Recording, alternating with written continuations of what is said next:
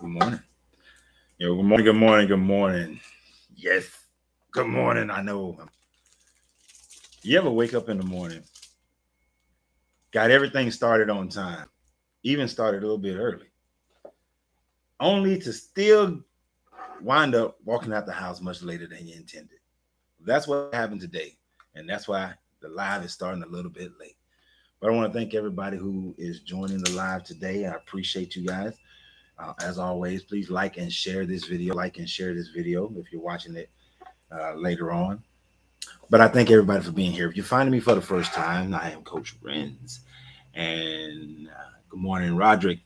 For all my people going coming on, let me know where you are and who you are. We're going to get liberated today, y'all. We're about to get liberated. I know that sounds churchy, but it's the truth.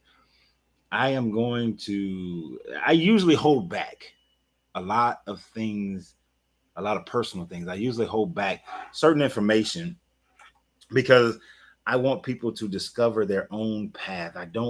I've always had this mindset of I'm not the guy. I'm not trying to be a Jesus, a Buddha, Siddhartha, Gautama. I'm not trying to be a Lao Tzu or anything of that sort. I want everybody to find their own path. I'm not trying to be an imam or a pastor. Um, had one, I was proclaimed a priest in Ifa without going through the process, simply by having conversations with people. But I was like, nah, I don't want that. That's not what I want. So because I know how easy it is for people to not seek what I seek, but start seeking me. You see what I'm saying? They start seeking me and not what I seek. You begin to not seek information for yourself. Not see. I seek enlightenment. I seek illumination. I seek to be free. Uh, People like when people ask me, what do I think about life after death? What do I think about reincarnation? Oftentimes I try to skirt the issue because I don't want you following what I follow. I want you to follow what feels right for you. But this morning, ain't that how the preachers say? But this morning, it came a little different to me. It changed. I had a not just this morning. It's been a week, and I've had a series of dreams. And in those series of dreams, I realized I gotta let y'all in a little bit more. Gotta let you in a little deeper. Gotta bring more information. I gotta just bring you in a little deeper. I gotta codify things a little bit deeper. Uh, and that's where we are today. That's where we are today. We can discuss everything under heaven and earth. We can discuss politics. We can discuss sexualities. We can discuss money. We can break down the different books of whether it's the Bible, the Vedics, no matter what book it is, the Quran, the Torah. We can break down all these books and all these religions. We can look at the histories and we can look at at artifacts and go through all that. But at the end of the day, what almost everybody on the planet is concerned about is what happens when you leave this body. What happens when you die, for lack of a better term? Because you guys know, if you've been following me for a while, there is no such thing as death. But what happens when you leave this matter form of reality? That's what everybody wants to know. And one of the reasons why people have gravitated towards the Abrahamic religions, because they promise the heaven if you believe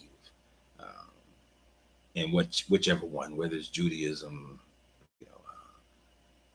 Christianity, Islam. They all promise this life after death that is beautiful, lovely, is heaven on earth. In some of them, they have split in denominations because of their differences of what happens at the end. The Jehovah Witness says that the 144,000 that'll be marked and sealed will live in heaven with, up in the sky with God, while the rest of them will live on a new earth with a new Jerusalem. So they accept that. You know, people are looking for that. They want that peace. And they also want their pound of flesh. They want their pound of flesh. They want all the people who don't believe what they believe to suffer some sort of hell. They all the people that oppress them, they want them to suffer some sort of hell. And they actually do want this.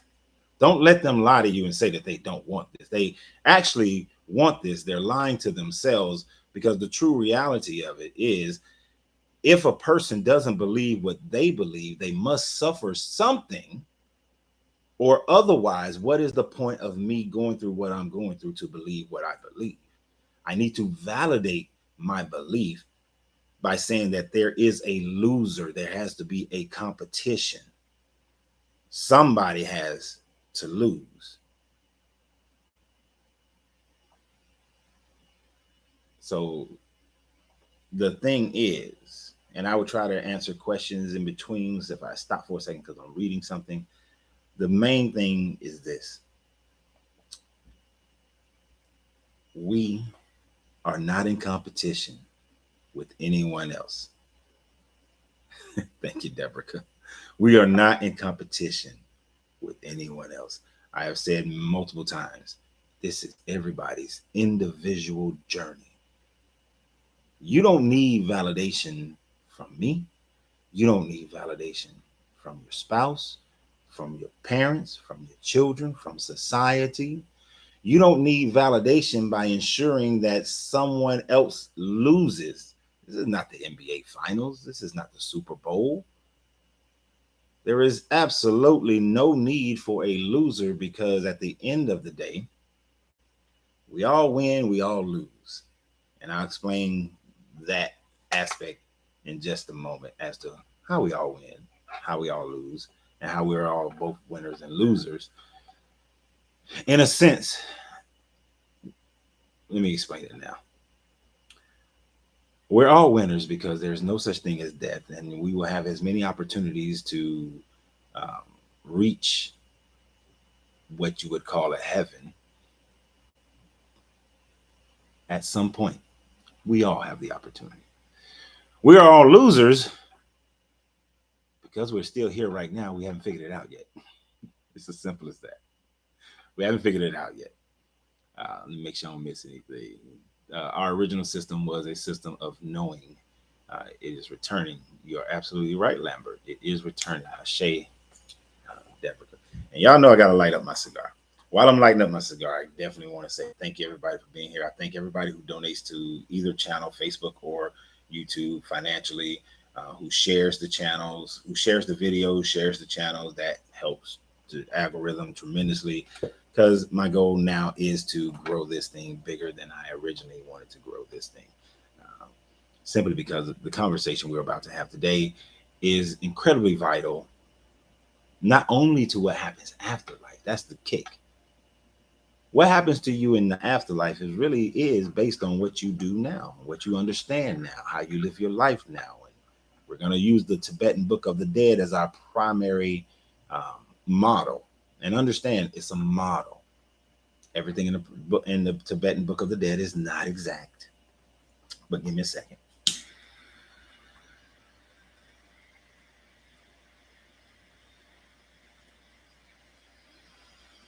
So for those of you who find me for the first time, yes, I own a cigar lounge, and yes, I smoke cigars. Whether I own a cigar lounge or not, I still smoke cigars. Now, thank you, Deborah. I appreciate that. On the stars. So, what is the Tibetan Book of the Dead? Has anybody ever read it or heard about it? If you've read it, say I've read it. If you've heard about it, say I've heard about it. Well, if you read it or heard about it, YouTube is responding faster because I'm not using Zoom today, because I had no intentions of inviting anybody into the conversation. So I'm not using Zoom. This conversation is so vital that I would just take your text conversations. I'm not here to debate anything today. Got my coffee and I'm ready to go. And if my phone keep on ringing, I don't know why this thing is ringing. There we go.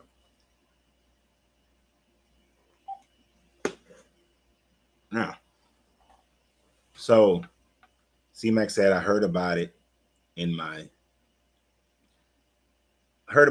Mummy, the Tibetan Book of the Dead, which I know the first Mummy movie had the Egyptian Book of the Dead.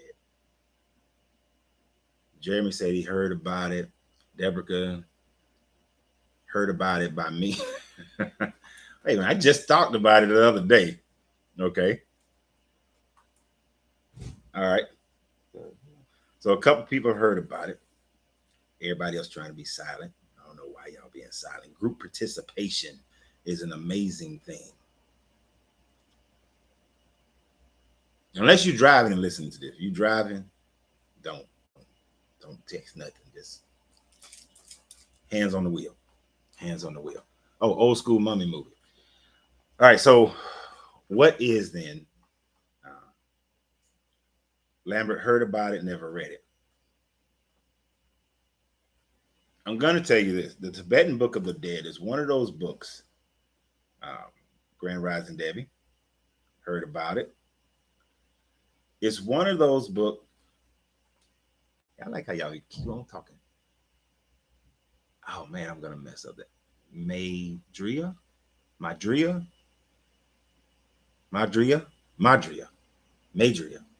If it's Madria, let me know if I'm saying it right, because I don't like saying people's names wrong.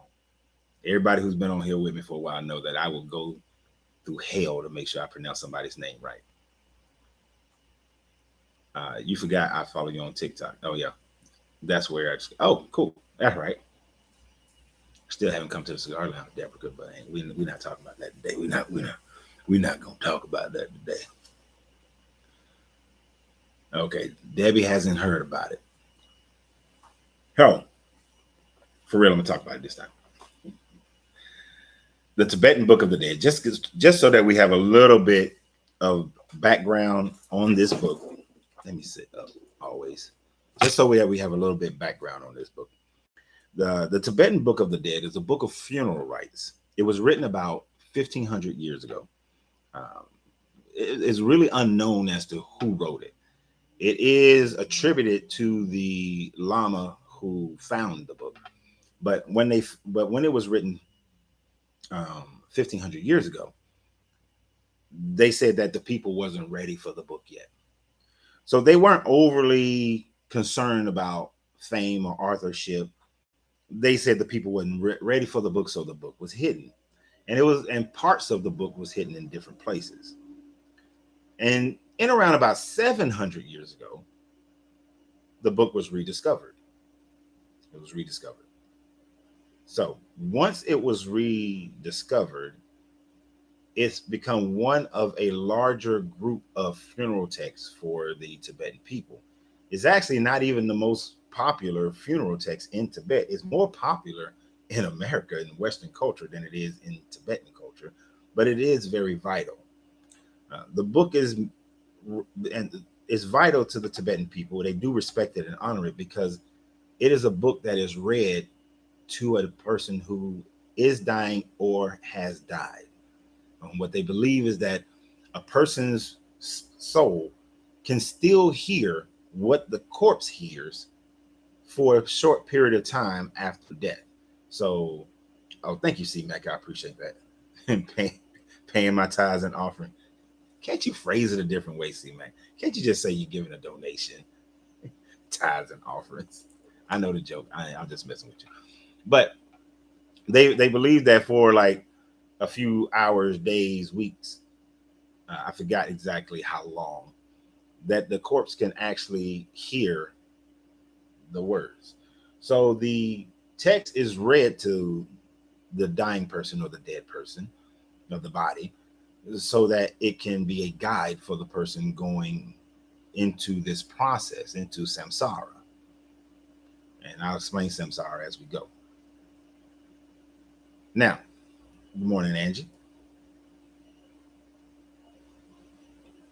The book was unknown to most Westerners for the most part until the I think it's the late 1800s or the late 1800s to early 1900s, when you had a guy named Wentz who was a theosophist. He used to take these spiritual journeys, which is good. And the theosophy is a person kind of like myself, where you pull different esoteric knowledge from multiple sources. So technically, I could call myself a theosophist. The only reason I don't is because people like Madame Blavatsky and Aleister Crowley are connected to theosophy, and I don't want to be connected to them so much. I like some of the stuff they talk about, but you know, I still read their information. So I would consider it personally, internally, I consider myself a theosophist. I wouldn't go out publicly wide with that because I know what the attachments would be. And although I don't care about attachments, it matters to people who I'm looking to liberate, And this book is amazing for liberation. So once Wentz had it, he bought it. He went to India, Tibet. He bought a whole bunch of books that he didn't know what they were from a British officer. Then he went and had it translated by a lama, which a lama is the same as a guru for the Tibetan Buddhists, like the Dalai Lama. So the Lama translated it for him. He put it into a book he called it the Book of the Tibetan Book of the Dead, mainly focusing on three scrolls, so to speak. So 3 chapters, 3 books of it. Like if it's a kind of like how the Bible is a bunch of books, the Tibetan funeral rites are a bunch of books, and he focused mainly on 3 of those books, which he phrased as the Book of the Dead. The interesting point, Carl Jung, if you study philosophy and psychology, Carl Jung wrote the foreword and said that, and was amazed by this book, said it is the quintessential book that speaks of the soul. This is what Carl Jung wrote. So depending upon what your opinion of him, I think he was a brilliant philosopher and psychologist, especially for his time. He was way ahead of his time. But the book then became popularized through most awakenings that were going on throughout the Western culture, and I did a video many years ago where I said, if you notice, every time there's an awakening, the world starts a war. Some kind of conflict has to come about to end the awakening. So during the so-called hippie movements, this became a very popular book. John Lennon was heavily inspired by this book. The Beatles guy. I believe, don't know, can't confirm, simply because of some of his music, Prince was influenced by this book.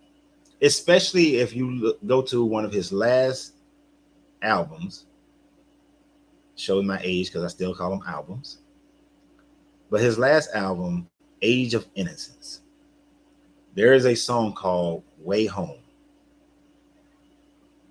After we finish this, I want you to go listen to that song, Way Home, Find My Way Home by Prince. And if you don't think that he was influenced by this book or similar books, it has to be this book. Because when the first time I listened to that song, the first thing that came to my head was the Tibetan Book of the Dead. You say record? Mm-hmm. Michael Jackson followed Aleister Crowley. I wouldn't doubt it. To write some of these things, to have a mindset in some of these things, you got to think differently than the norm. And that's what the Book of the Dead is really going to teach you, is how to think differently than the norm. Now, the Book of the Dead also reminds me of when I was reading the Emerald Tablets. When you first read it, you may not get it. The second time you read it, you still may not get it. Third, fourth time, you still may not get it. It's one of those books that truly exemplifies when the student is ready, the teacher will appear, or the master will appear. It truly exemplifies that. Uh,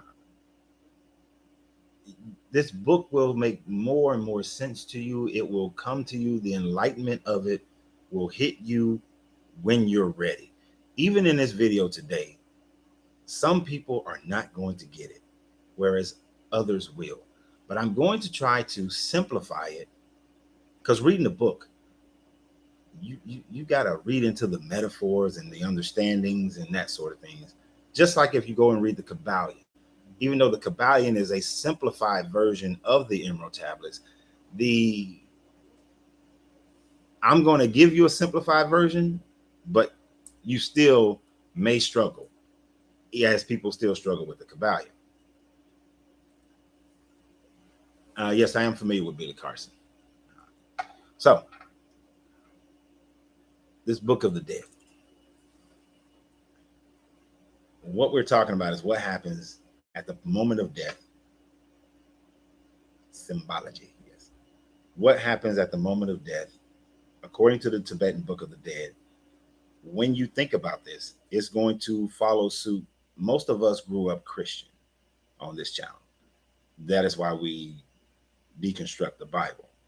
But there are things in this Tibetan Book of the Dead that are going to sound familiar to you. That this is why I say there is some esoteric knowledge in the Bible, and it'll help you to understand the Book of the Dead by understanding, because of your background in this Bible.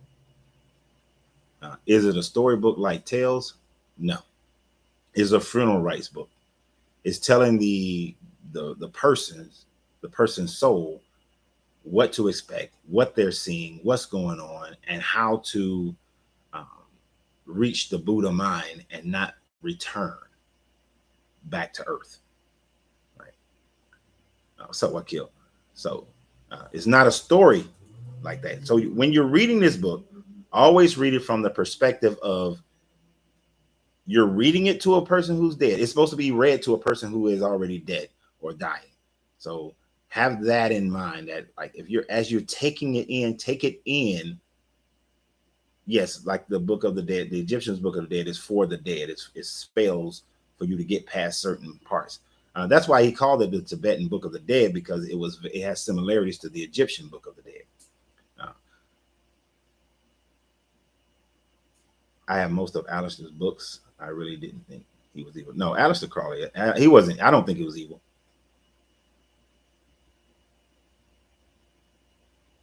I looked that person up. So Micah Denk, Micah, yeah, Micah. So you hit on the head. Soul talk. Yes.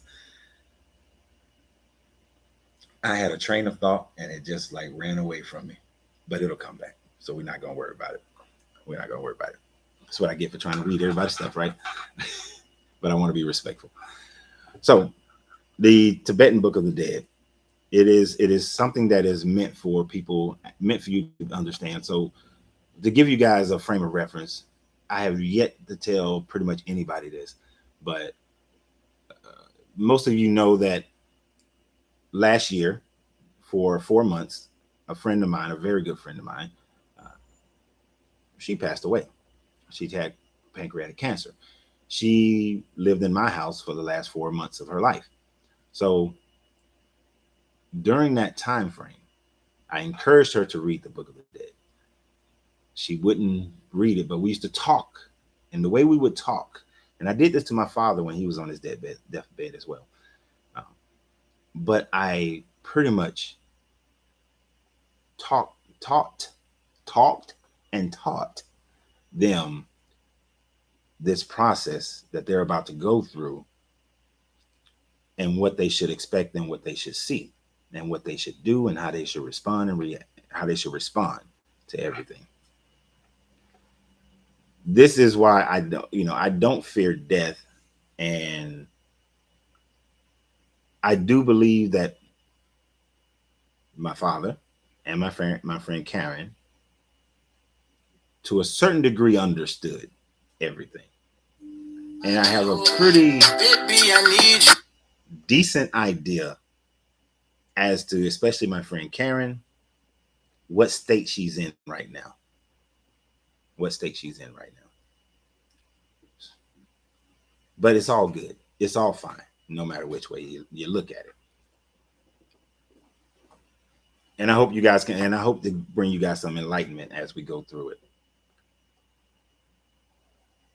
I don't know which version on Amazon to grab.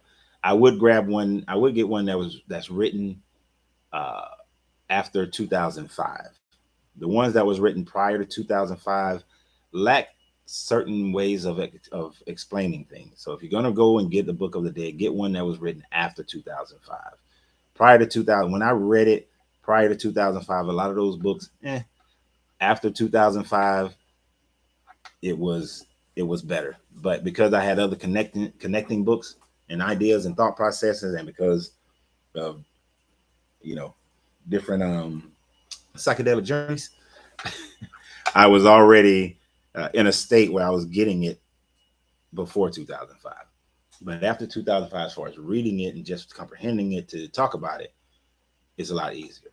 And if you haven't read it before, the versions after 2005 will be a lot easier for you to understand and to grasp it. And then a lot of things you're going to hear me talk about today is very similar to it. So what happens when we die is the big question. Is always the big question. I've always tried to avoid the conversations about reincarnation, but I have done a few videos where I said that you reincarnate, you coming back.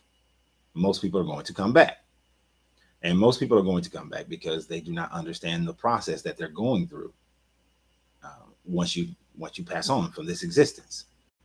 So effectively, everybody who is here right now, you've already been here before. You've been here multiple times before, probably thousands of times before. It's one of the reasons why the population keep growing, because everybody keep coming back. And people are not getting this because religion, most of the religions today want you to stay in that religion, even though there are hints of esoteric wisdom of how to get out of this cycle. Samsara means a circle. You're going in a circle. And what we want to get out of is that circle. We want to get out of this whole life, death, go through the death process, return. The actual name of this book is not the Egyptian Book of the Dead. If you was in Tibet, they wouldn't call it that. They call it the what is it? The Boda Total? The book. Damn it. I had it in my head this morning and now I lost it. But it means that you're transitioning. You're going through this journey of transition. And it's a transition of the mind. Total means enlightenment or freedom. It means it means liberation. So it's a journey, a mental journey of liberation is what it's meaning, is what it's trying to be, is what it wants you to understand. In this journey, you start out, so everybody is living their life right now. And I'm going to tell you how you can prepare yourself to be able to go through this journey that we're about to go through as far as when you pass on. And things, how to prepare yourself. Now, I'm going to tell you a few things that most people don't tell you of how you prepare yourself, but it's very vital to your preparation. And you will know, then you will understand why I talk about a certain type of thing quite often in between. Bardo, thank you. Bardo Total. I always can't on Angelina to hook it up. Bardo Total. Now, as you die, when you die, the moment of death, you've oftentimes heard people talk about they see this white light. This has been described for hundreds of years, thousands of years, that people say they see this white light. I'm going to talk about the karmic death and debt, but it's not so much a karmic debt. See, that's religion talks about the karmic debt. Trueness of this is there is no karmic debt to pay And that's why you come back. That's the karmic debt is not why you come back, but I'm going to explain why you come back as we go through this, right? Um, so when at the moment of death, this white light, for everybody who grew up Christian, read the Bible, all that kind of stuff, do you remember where in the Bible, I'm not saying go and find it, I'm just saying, like, do you remember how the Bible would say, Jesus told the disciples, let thine single eye be clear. And when your single eye is clear, you will be filled with light, right? You'll be filled with light. So this first moment of death, there is a flashing, there's a quick opportunity to end the cycle right then with the flash of light. The first part of the Bardo Todo, the Book of the Dead, tells you that it is a return to the great oneness of all things. We are coming back to our oneness. We have an opportunity to rejoin the great consciousness, the all. But the only way to do that is by recognizing that the all is in everything and everything is part of the all, meaning that you are also part of the all, that you are eternal, that you are not the body. You are not, I'm not a black man. I'm not a man. I'm not a human. I'm not an earthling. This is just a meat suit that I'm living in right now, right? But that to identify myself, to say that the self, the true self of me, is a black man. I already know that in previous lives I was not a black man. I already know. I've already experienced those. I already did the regressions to see past lives. I already know this is temporary. This is not the true essence of me. And whatever you are right now is not the true essence of you. Uh, in order to open that crown chakra, you have to let go of all earthly attachments. One of the most difficult earthly attachments for any persons to let go of is the body. Is the body. Is the flesh of the body. Is the understanding of this flesh, holding on to this, your pain receptors, your sight, your vision, your hearing, your taste, your skin tone, your gender, holding on to all those things. I know people who have said, oh yeah, I've had past life regression. I've always been a black woman. You're lying. You're absolutely lying. And I generally don't call them out. I just let them go. All right, whatever. I know that that's a lie. That is you holding on to American or earthly constructs that you just can't let go of. So I don't even, a person like that, I just walk away. Just leave them alone and let them live in this fallacy of mine. And then one day, maybe they'll realize it. But that first part of your journey is the white light. Is the opportunity to come into self-awareness, total and complete self-awareness, knowledge of true self, that you are one with all things and all things are one with you, that everything else is a creation of your mind. Everything else is a creation of the all, but even though it's a creation of the all, you manifested that creation. And at the end, I'm gonna tell you how you manifested your current creation, but you manifested that creation. You chose it. You picked it. It was the one that you gravitated mostly towards. And that is why you are here, who you are. But it's the realization that that is all under your control. Now, through this entire process of every stage of the bardo, this is, of the samsara, the circle, the cycle, this is the overarching idea. Some parts are easy, some are difficult, right? Some will be easy, some will be difficult. You're going to be kind of thrown off as to what parts are difficult. Uh, And I'm going to make some pop culture references and some biblical references to all throughout this whole thing.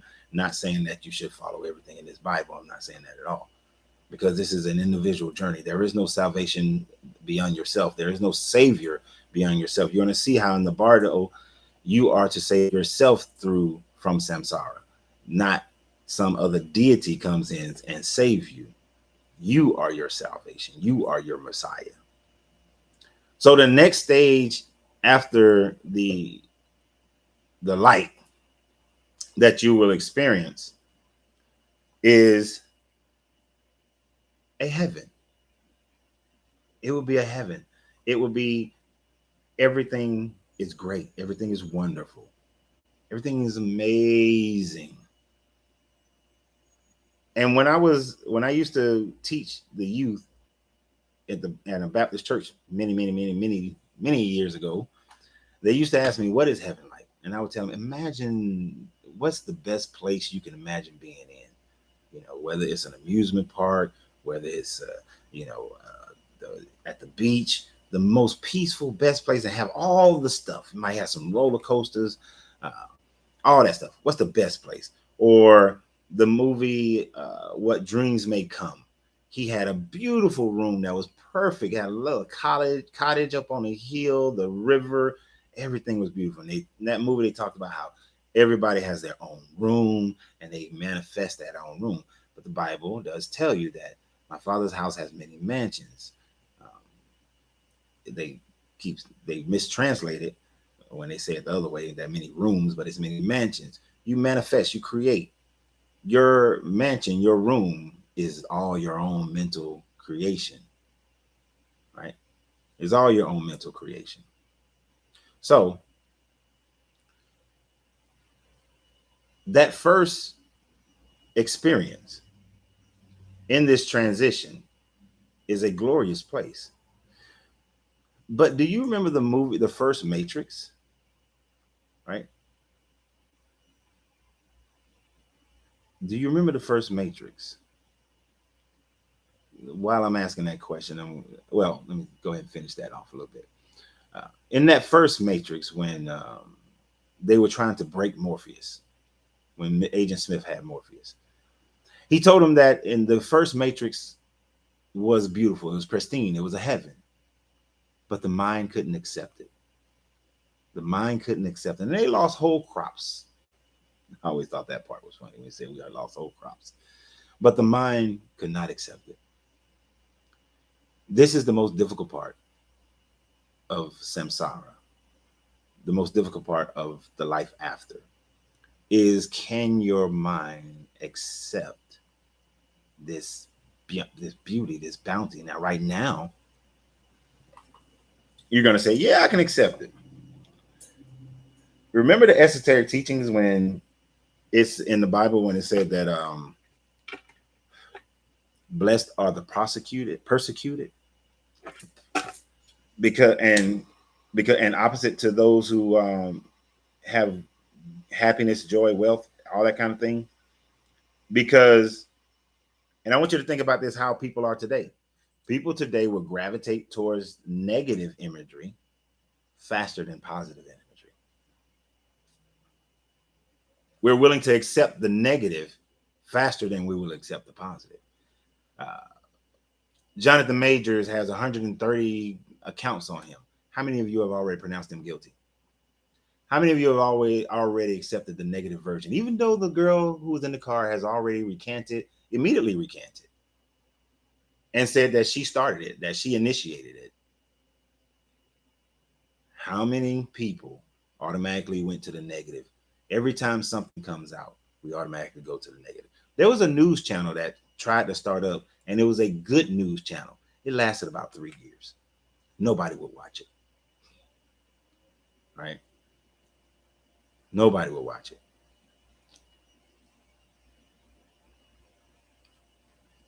So the first stage is that you will be presented with everything that is heaven to you. You see, this is why when I was sitting there with those teenagers in this Baptist church, and I told them, heaven is whatever the first stage of heaven is whatever you deem as heaven. Because nobody, no matter what you have done on this planet, nobody thinks themselves deserving. Well, I'm not saying nobody. There are some people. There would be some people, but the overwhelming majority of people think that they have done right in this world, that they've done enough right, that they believe the right thing, that they followed the right thing, right? And no, and so most people are going to say that, well, in my life, I've done more good than bad. I believed in this and I believed in that, and my beliefs are correct, so I deserve some type of heaven. Your first imagery is going to be heaven. But the problem is that most people are going to go into this first state of samsara believing that this heaven has been brought about by something outside of themselves, and they won't connect to it as it being a part of themselves, as it being a manifestation of their own mind. And because they won't accept that this is something within themselves, but still look at it as something outside of themselves, this is what Jesus has brought to me. This is what Yahweh, Jehovah, this is what, Allah has given unto me. This is what Brahma and Krishna has done for me. Lamishka, this is what Otamare and Shango, Quetzalcoatl. This is what all these other outside deities that people have focused on their entire lives, they're going to believe that those deities brought that to them and that they are not part of that they are thankful to be there, but they're not part of it. There is no oneness with it, not realizing it is a manifestation of their own mind and that it is them. The first state you can reach enlightenment, liberation, at that moment by realizing, yes, this is all good, but I reject it as something outside of myself, and that I am one with it. And you'll be presented. Now, I want you guys to go and read this book. So I'm not going to tell you all the good stuff, but there will be beings there that will present this place to you as a wonderful place. It will be all nice and rosy, but the way the Barotoro, the way the Book of the Dead describes it, it's going to scare the shit out of some people. It's just like, have you ever actually looked in the Bible and read the description of what an angel looks like? We was having that discussion in here, and I showed the guys what a drawing of what an angel would look like, and I said, okay, you guys are Christian. If one of those walked in this door or appeared in this room all of a sudden, what are you going to do? All of them said, I'm going to haul ass out that back door. I said, but these are angels of your Lord. Why would you run from them? Why would you give yourself into fear and run from them? You should not be in fear. You should be like, oh shit, my shit is right. I'm believing in the right thing. Here's an angel of the Lord. I'm about to find out the real deal. All my doubts are about to go away because I still have some doubts. That should be your perception, your perspective. Not let me get the hell out the back door. So you can imagine in this state of reality, because this is your new state of reality for right now. This is your new state of reality. Most people are going to reject it. They're going to be fearful, even though you're going to be like, oh, this is great. This is nice. And they're going to be telling you like, yes, this is great. This is nice. You're going to be scared of shit of those. Most people wind up being afraid of those beings. Right? So that being the case, and so I just saw a word up here that reminded me of it. Our ego and ignorance have us believing we're all separated. Exactly. Part of this journey is that you have to overcome the ego. The ego or the she-go, whichever one you want to call it, doesn't matter. It's all the same thing. We're just energetic light beings having a matter experience right now. Right. So most people reject that state, not realizing that it is a oneness. This is the true afterlife. We are one with the all. I am one with all things. And they will run from it. They will reject it. Now, when you reject that, you go to the next stage. Next stage, not so fun. The next stage is you are now experiencing and flashings of all kinds of crazy things that have happened in your life. You're and it's going to be different for every person. You start seeing what you may call demons and devils, and you might the book of the dead says that you will be chased by 50 murderers, and people will be trying to cut at you and get at you and saying all these things. All the while, you don't realize that there's projections of your mind. If you can come to the realization at that point that this is all a projection of your mind, it's kind of like when you guys go to a movie theater, you know that you would when they come out and you hear the chainsaw, come on, right? You know what's about to happen. And in knowing what's about to happen, it doesn't surprise you, so you shouldn't be surprised. But you know that you're in a movie. You know that it's not real. It's not real reality. And when the movie, you know that you can get up and walk out of the movie because you know it's just a movie. It's a projection. At any of these states, you have to realize that these are just projections of your mind. Even in this negative one, which would be very difficult, and the next one is actually worse, very, very difficult. You have to, it's a projection. It's not real.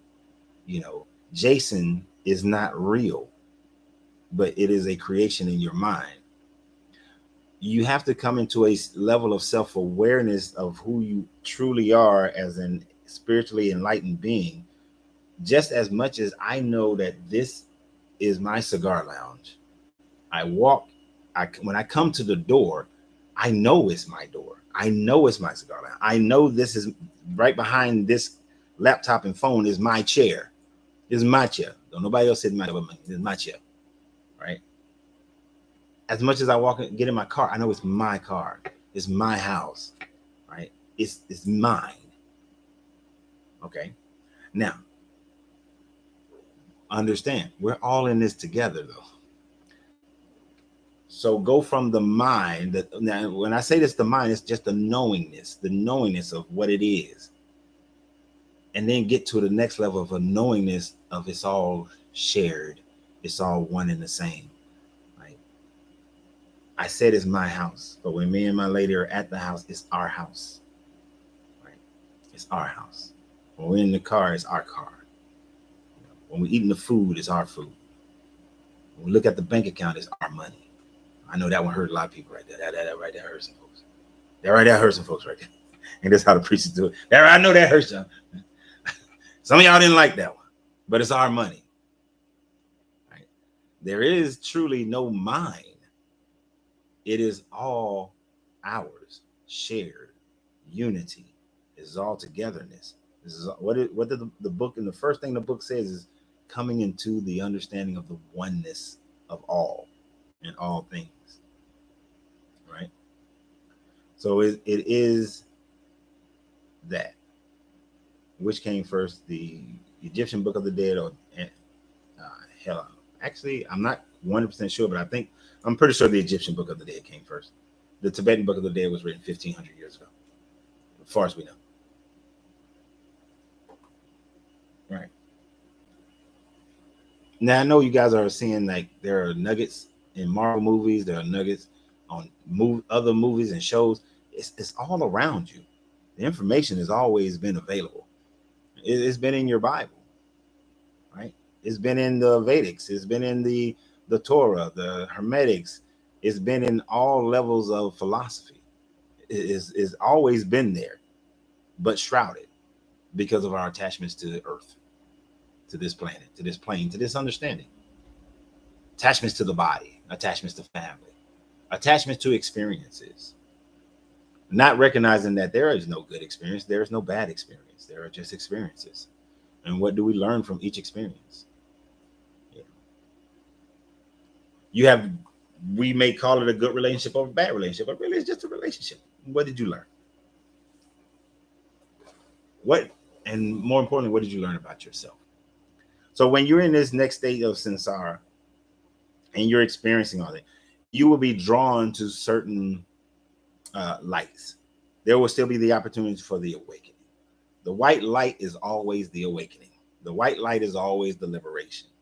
Any other light just moves you further around the circle, back to rebirth, right?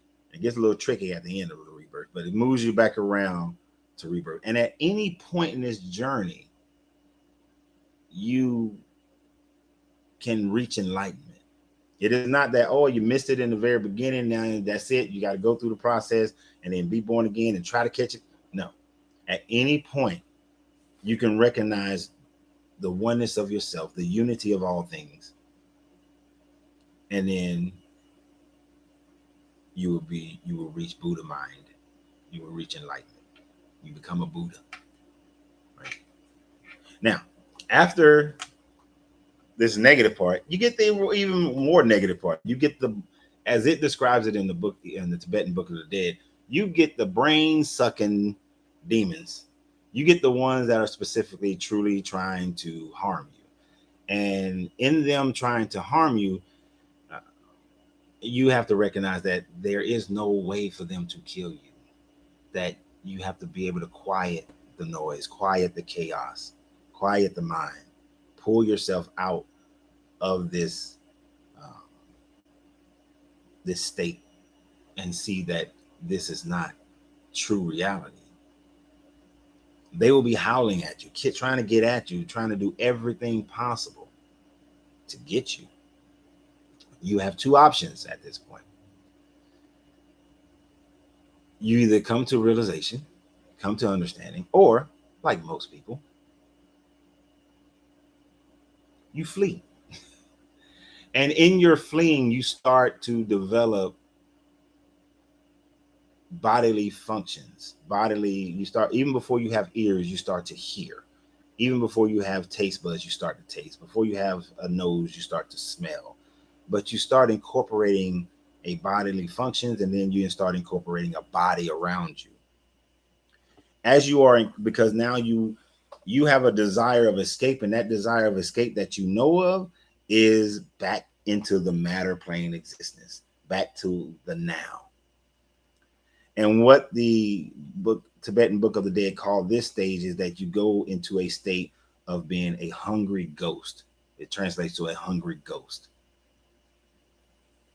So I heard that light is the reincarnation light. No, that's at the end.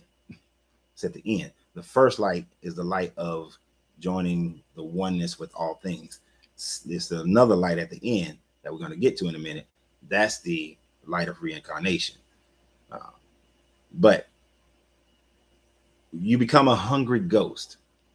Unfortunately, this is the state I believe that my friend Karen is in right now, is in the hungry ghost state. In the hungry ghost state, you are trying to get back to Earth. You are having contact with Earth. You are have this ability to move all around Earth. Don't let the movies fool you. Oh, the person is trapped inside this house. They can't leave this house. Not necessarily. You have the power to leave and go wherever you choose to, but you are looking for what's more familiar to you because you're trying to escape that stuff, the brain sucking, all of that. You're not trying to harm the people here. You are in desire of contact with the people here. You're in desire of a body. You're in desire of what you have called safety for your whole life, because your previous life, this was safety for you because it's what you know. It's what you know. And that's the problem. This is what you know instead of the higher consciousness being what you know, instead of the all, the everything, the frequency, the energy. That should be what you know. That's what we have to get to start knowing, so that when we hit the first light, we got it right. See how you rhyme right there? See Jesse Jackson. When you hit the first light, you got it right. But you want to hit that. And even when you go into the heavenly space, you want to know that it is a projection, and that this is not heaven. It's not heaven. This is not it. This is a mental projection that I'm creating and I have passed on. And so that now let me recognize that I am one with the all, with the entire universe, and open yourself to go um, into liberation. My bad. I thought it was raining, even though it's blue skies out there, and the top of my car is down. But uh, you want that.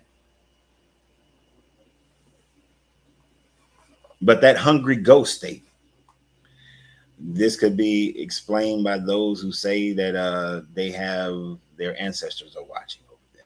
They have spirit guides who are watching over them. You see, the hungry ghost is not always this negative thing. What's the movie that's out now? The Pope's Exorcist. It's not this negative thing, but it is, ancestors who are trying to get back here, trying to come back here. Many people, look, I'm gonna be honest with you, when some people tell me, well, the ancestors have told me this and the ancestors have told me that, the ancestors are trying to get in here. I don't necessarily you told yourself that. Okay, just like when Chris said, well, God has came to me and told me to tell you. No, God ain't told you to tell me nothing. If there was something that they all wanted me to know, the all let me know itself. Your ancestors ain't told you to tell me nothing. When I've dealt with what people would call ancestors, oh, sorry about that, I recognize that I'm probably talking to a hungry ghost who's trying to gain contact back here. But even in that hungry ghost state, you have the opportunity to hit enlightenment. Um, you still have that opportunity to go into enlightenment. I couldn't figure it out too much this morning, but in a part of my dream last night, I was sitting in this restaurant. It was more like a cafe. It was weird. It might have been it was like a uh, food court cafe space with my friend Karen, and she was just sitting there. And I went up to the counter and I got a meal and I had some orange juice already. But she was like, I was gonna get a Coke, but she was like, you ain't supposed to have that Coke. So I got some more. I got told the guy I want orange juice. Bardo Steaks. The service that I had received from this restaurant prior, it was horrible. The service I was receiving at that time frame, it was great, but it was still the same restaurant. It's still the same place. You see what I'm saying? Uh, so then when I went and I sat with Karen, she was just sitting, wasn't saying nothing, wasn't saying much at all. Instead of getting something from there, she got up and she had her own little bag and she went and popped some popcorn out of the bag. She loved popcorn, by the way. So she went and popped that. And then she just sat there, but she wouldn't eat it. She wouldn't accept it. And I couldn't figure it out when I first woke up this morning. I'm like, what was her part in this dream? Right.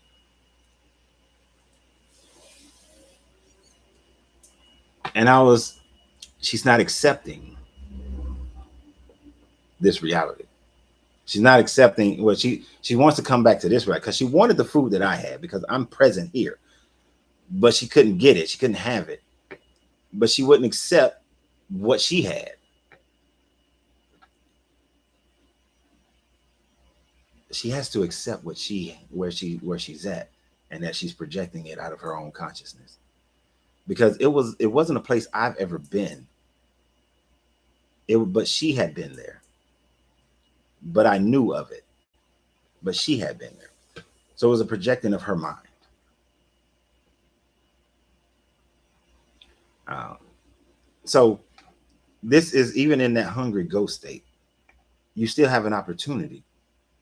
And I honestly believe that we are here to help them more than they are here to help us. We are here to push them into coming into full understanding than for them to tell us what to do on this matter plane. They want to get back here. We need to be teaching them what not to do. This is why the hermetic says, as above, so below. Whatever happening on the lower planes, things on the lower planes affect things on the higher plane. So you can affect things on the higher plane. You can affect those who are in that spiritual realm to recognize where they are and who they are so that they can go on to be to the higher plane of existence. They're holding on. If you watch my video that I did about Coco, the the ghosts, the dead people, the ancestors, once people forget about them, they go on to another plane of existence, but they don't know what that next plane of existence is, and they're terrified of it. They so badly want to hold on and come and visit their family on that day of the dead and be with their family and get gifts from their family and take that back and then live in their spirit realm until it's the next time for them to visit. But they're holding on to their family. They're wanting people to remember them. And they're so afraid of people forgetting who they are and them going on to truly join with the oneness with the all.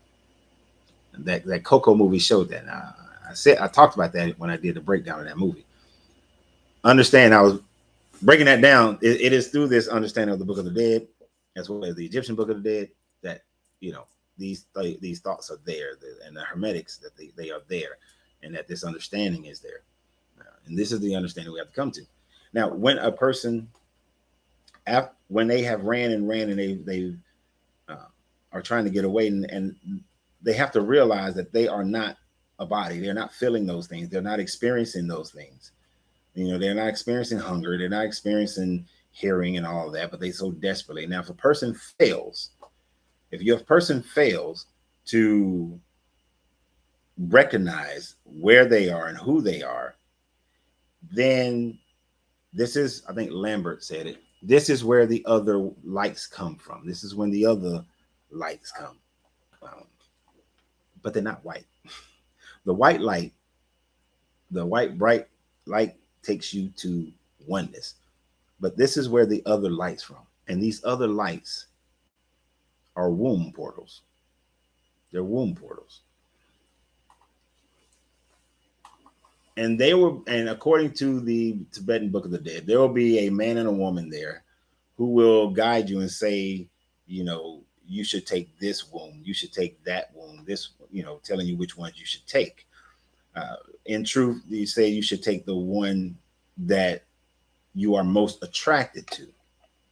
You take the one that you are most attracted to, because by going through that womb, you will have a better opportunity to learn whatever you need to learn in this existence, so that it will prepare you for the next samsara, for the next time around. If you choose like, okay, I think that want to make me happier, because if I'm going to go there, I'm going to be born to a wealthy family in Africa, a wealthy family in Europe, a wealthy family in China, a wealthy family wherever. I'm going to be born to a wealthy family in Barbados, right? How many people that were wealthy and the children were horribly sad, unhappy as hell?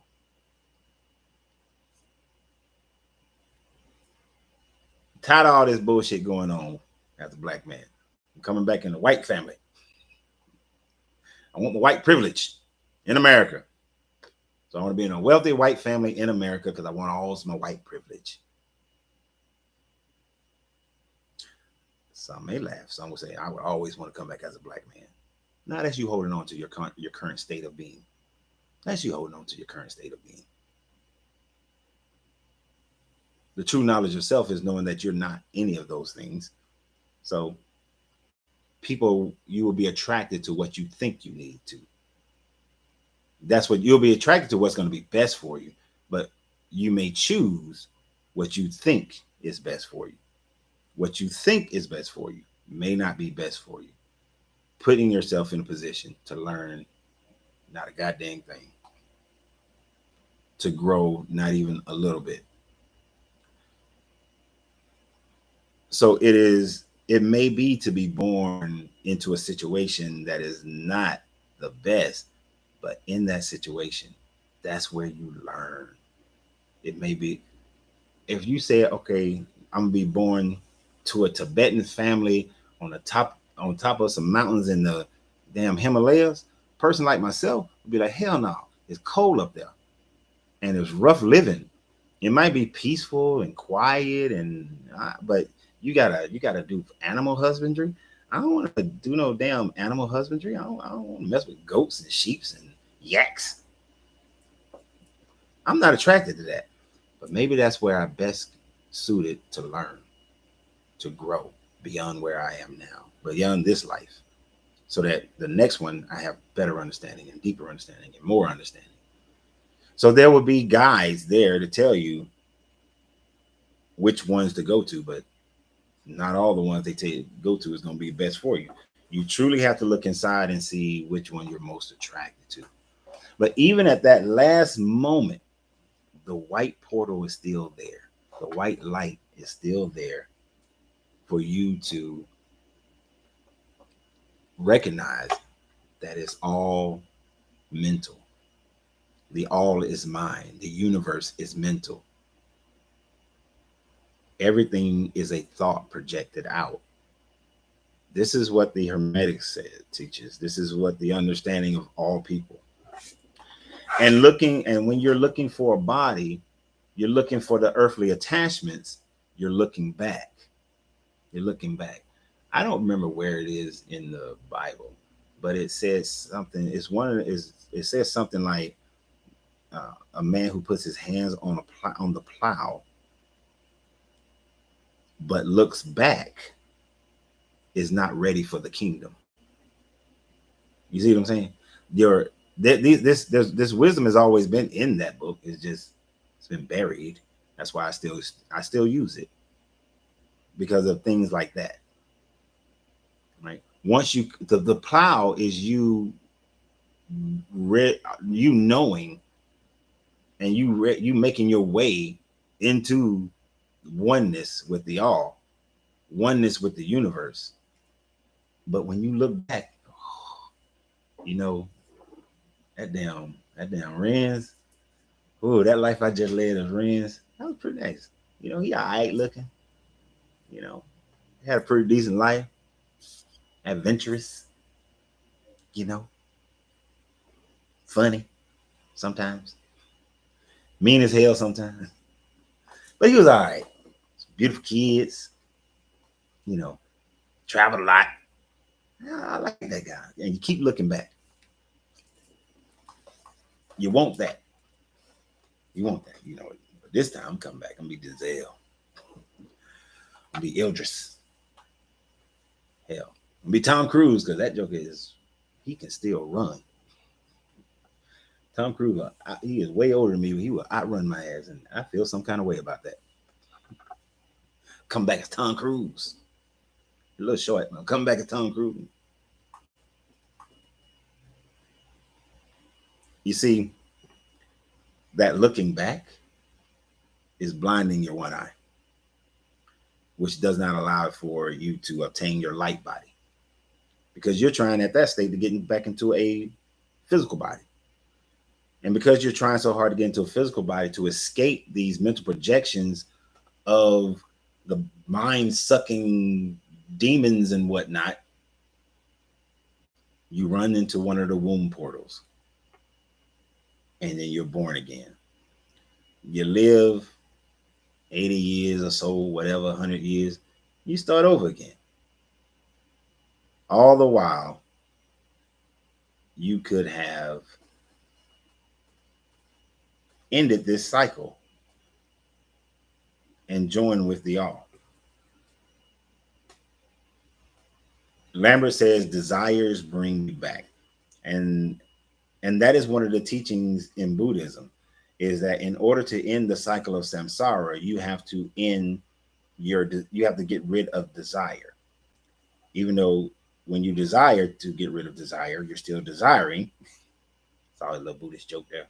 But that is part of it. That desire to attach. Thank you. So Luke 9:62 is what I was talking about, putting your hand on the plow and looking back, and the person who looks back is not ready for the kingdom. And you remember, so I'm gonna get back to that. But you have to get rid of desire. You have to recognize that even though I use the term, I rather use the term desire than to say I need or I want. because need and want are things that are lacking and are more difficult to achieve. But desire is something that's more supported by emotion.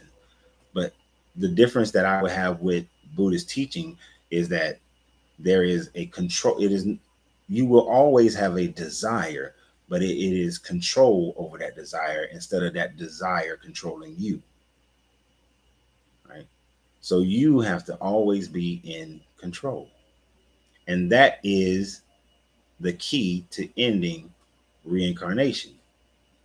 That is the key to ending samsara, is you maintaining, you having control over your mind, over your thoughts, how you respond, how you feel about those thoughts, right? So one of the ways to practice this is gaining control of your dreams. Because recognizing going through this whole state is like being in a dream state. You're going to feel like you're in a dream state, right? Every religion somewhat puts death into your soul going into a dream state. So what we have to do is learn to control our dreams now. Learn to know when we're dreaming. Lucid dreaming is very important. Now, lucid dreaming is when you can manipulate the dream, change things, make it how you want it to be. But a higher level of lucid dreaming is in the knowing that you're dreaming. So, like this morning, like because we've talked about, I said earlier this week we was going to talk about it. Actually, I said last week we was going to talk about this. So I focused in on my training, my mental training, even more so. And this morning, that dream that I was having after the Karen party went into a whole nother level of dreamings and everything. And then I was just like, in the dream, I said, okay, I'm tired of this dream. And I said, let me pull myself out of this dream. And literally, I felt my body pull away from the pillow and pull myself out the dream. Right. I felt it mentally and I felt it physically of pulling myself out of the pillow. And it was like I was coming out of being inside the pillow, pull myself out of the pillow, ended the dream. Because I recognize that this is a dream. This is my mental projection. I may not understand it all. I'm looking at this horse race park, but the interior of the horse race park is the kindergarten part of it's Hickory Hills Elementary School field with a horse race park. I mean, not horse race. I keep saying horse race. A dog race park that is down in Tampa. So it has that park on. So everything in it was something I knew. It was a projection of something I knew, a projection from my mind. The cars that were there, the people that were there, all of it was a mental projection of my mind. The reason why the people were doing this prancing around is because of the horse race where the horse kind of prances, but they got to prance real fast. I forgot what that's called, but it was that. That's something that I used to watch on television as a kid. I don't know why it interested me, but it did. But watching all of that. So I reckon all of this is a mental projection of my mind, and it's all jumbled in together to create this one place, and it's all thrown together. It's crazy. It makes no sense. I'm not feeling it. I don't like it. I'm personally copying people, and I don't like copying people. That irritates me. Yeah, trotting. Thank you, the trotters. So I was like, you know what? This dream is, I'm not getting nothing out of this dream right now. So I pulled myself out of the dream.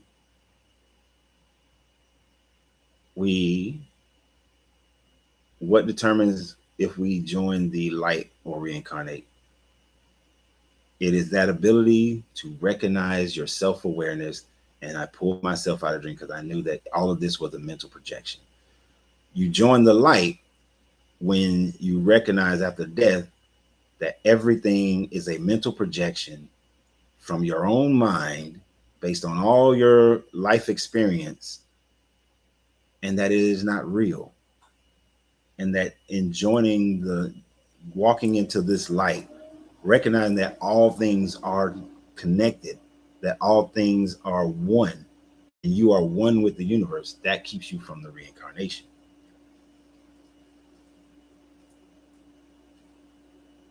What are your thoughts about the pineal gland? Do you think that the third eye, shit, just moved? Do you think that the third eye, where was that at? Where was that at? Where was it? I saw it, but now I lost it. Oh, third eye, which connects us to one. Yeah. But that is one reason why opening it. Many people are afraid to open their third eye. And if you listen to people's testimony, they say, man, the person opened their third eye and they saw all these demons and they saw all these creatures and all that. Yeah. Just like Samsara, you're gonna see some shit. One shroom trip, and I'm not advocating y'all take any shrooms. Let's be clear. One shroom trip, I traveled the universe. I met all kind of beings, right? But at no point was I afraid of them because I knew that I was in my mind. Although I have never seen any of those beings on any Star Trek, any sci-fi movie, or nothing like that, I knew it was all mental. That my physical body wasn't there. That they couldn't hurt me. I knew that they could not hurt me. That they were there for my sake, and not me there for theirs.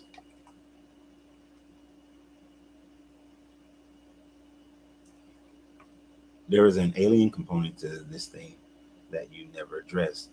The ancients depicted it all in their hieroglyphics land.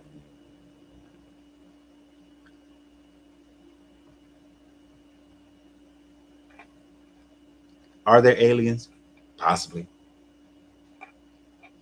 Did our ancestors speak of aliens? It would appear so, that in their descriptions, we would determine them to be aliens today. Are those aliens above death? No. Are they above that all is mental and that everything is a frequency? Everything is energy? No. They're energy themselves. They're frequencies themselves. Their consciousness themselves. So I didn't include aliens because they don't matter, because they will go through the same process. If you're a conscious being, you will go through the exact same process. Now, I don't agree that you can come back as a plant or animal or nothing like that. Your consciousness is too complex for that. Yeah. So that's why I didn't bring up aliens, because they don't matter. Let us create man in our own image, and you are missing something key here. God is an extraterrestrial. No, God, then that is not God. Truth Seeker 59. That is not God. That is, if you're saying that God is an alien, then that is not God. That is an extraterrestrial. That's just a being that has higher technologies that have convinced people that it is God on this planet. But that is not God. So that's why I'm not bringing up aliens. That's the last part we're going to talk about that, because it's inconsequential to the entire conversation. Not being rude, just it has no bearing on this, because no matter what being is where in the universe, all beings will go through the same process.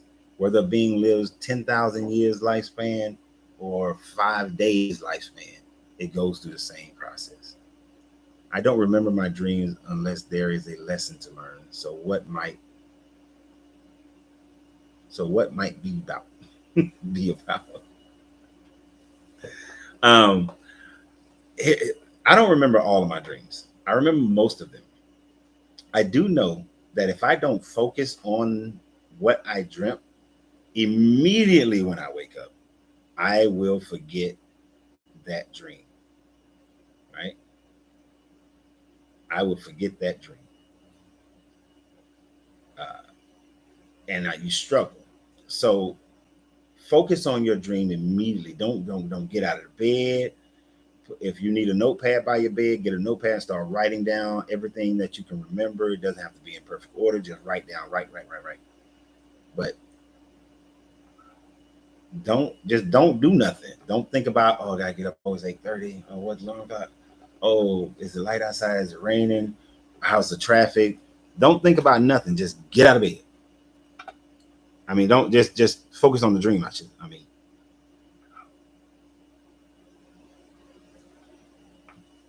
right? We have to choose. Everything is a choice.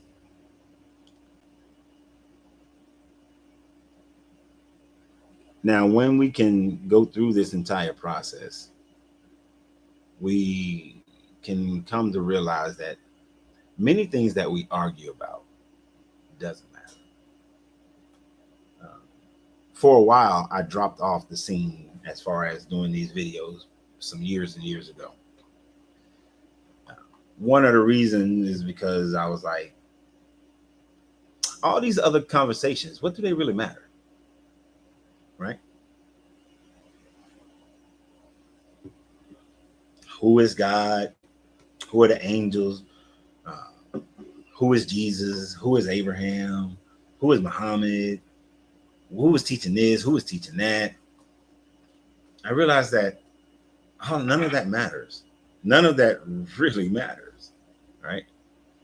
Uh, the only the only thing that matters is preparation of myself for when I pass on, so that I don't have to come back to this planet again. People always say, "I ain't coming back, I ain't coming back," but when I listen to them and I talk to them, in my mind I'm saying, "Nah, you coming back? You coming back?" And I can already tell you coming back.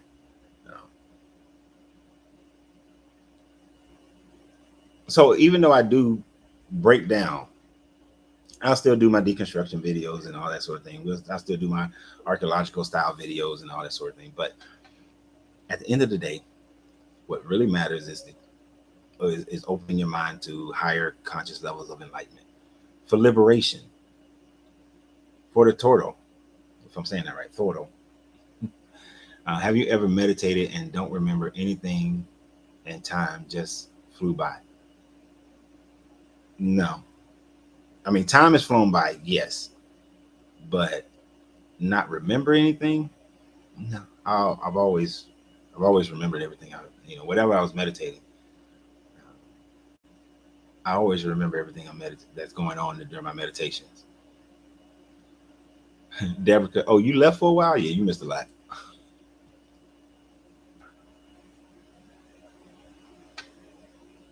Supposedly, we have hundreds of dreams every time we sleep. Uh, I don't know. I can't say 100. We have hundreds of dreams. I know the ones I remember. So is it possible? It could be, but usually my dreams are very epic. It's one or two big long ass stories. It's not like my dreams don't hop. They used to, but when I dream, I I get involved in my dream consciously, and I have the conversations in my dream. I drive, I smell, I eat, I touch everything in my dreams. And my dreams are usually long, and one thing leads to the next thing. That's one of the things that frustrated me about last night's dreams, is that the military part of my dream had nothing to do with the at home part of my dream, and my business partner friend Ghost was there, and then leaving there, I wasn't even leaving when I walked out the door, it wasn't even leaving my home. I was leaving a place that my popcorn shop used to be in, and I was going, it was all disconnected, and it irritated me in that disconnection because I'm so used to all my dream being all together that at a certain point I pulled myself out of the dream. I said, okay, I'm tired of this dream. I'm done. And I pulled myself out, and I was like, I'm waking up. And I woke up because I knew that I was in a dream. You get to that state of knowing that you're in a dream, you are much better prepared for samsara. You are much better prepared for death, because you will be able to recognize what the hell all this shit going on. Oh, this is dream state. Let me pull myself out this dream. Oh shit, I didn't pull myself out this dream. I must be dead. The corporal body is gone. Okay, so if the corporal body is gone, and I can't pull myself out of this dream, out of this, then where's the white light? This is all a mental creation of my own mind. So, all right, it's time for me to join with the oneness with the universe. I am one with the universe now. I've become one with the universe. I passed on. This is the mindset um, going into it, going into death, knowing that. And in the preparation of death, like if death happens to me suddenly, of course I won't have a chance to prepare for it. But if it's one of those, like my dad, he was on his deathbed for like 2 weeks. Oh, you give me 2 weeks to contemplate this thing? I'm not coming back. Which is why it's so important to go ahead and get it now and not later, not to that moment.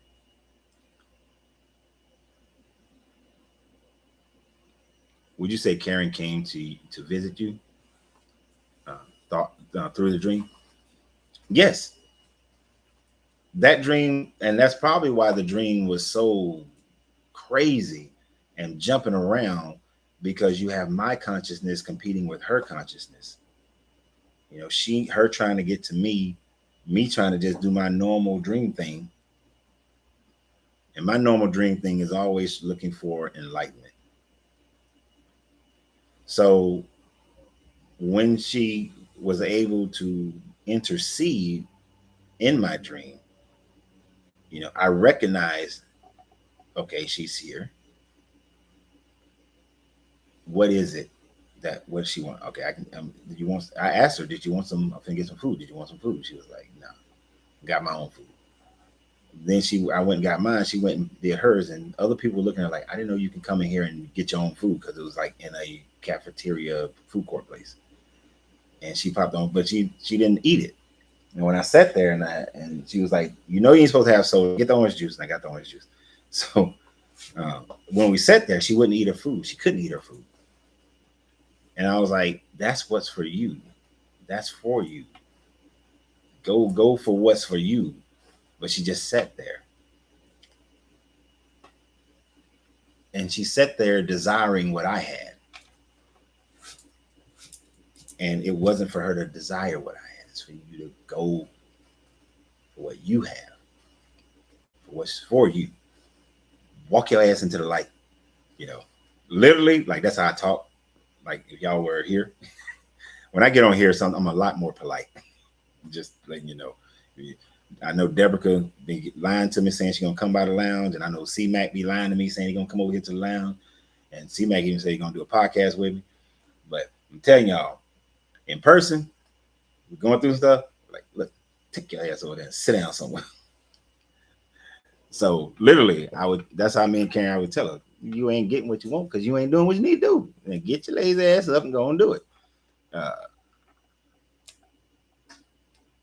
That was my thing. I would tell her, like, look, walk your butt into the light. Stop trying to come here. There's nothing here. I've known you, since I've known you for a while. I've known you since 2009. We've talked about these things. These things. We've agreed upon these things. And I kept telling you, stop trying to straddle the fence.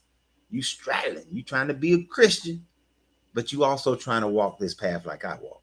You can't do both. It's not going to work.